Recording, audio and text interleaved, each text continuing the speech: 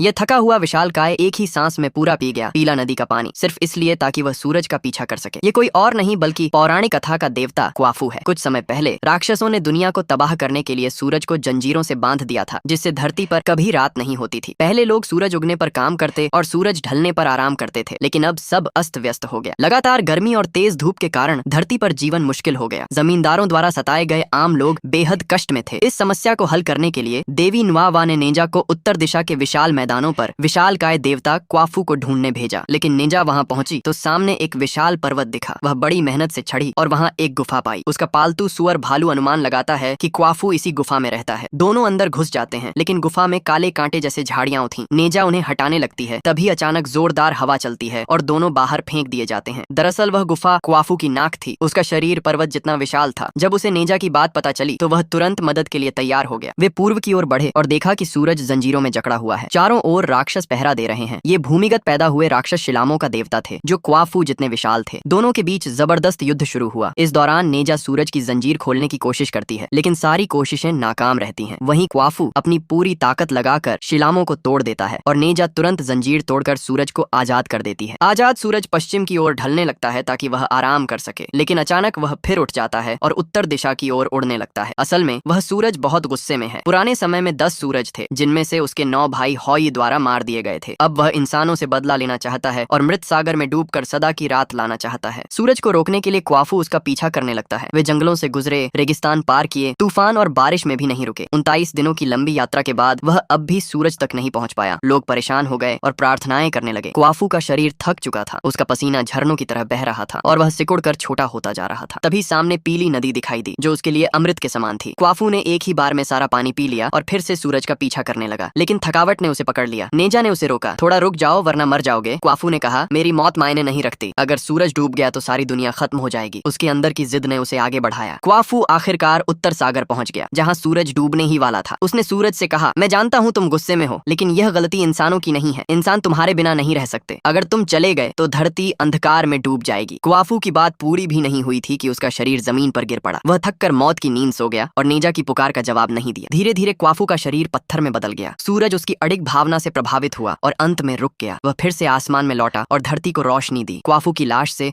नए जीवन की किरणें फूटने लगीं और वहां की वीरान धरती एक सुंदर स्वर्ग जैसी जगह बन